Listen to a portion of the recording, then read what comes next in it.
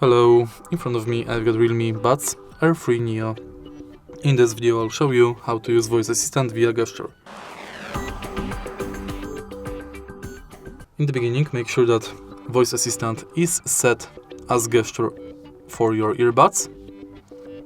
In order to check it, go to Realme link, button settings and select voice assistant as one of the gesture. Now use your gesture to activate voice assistant.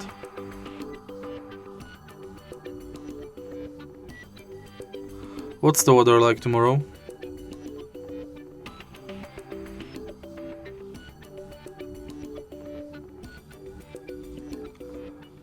What's the weather like tomorrow? And that's basically it. If you find this video helpful, please leave like, comment and subscribe.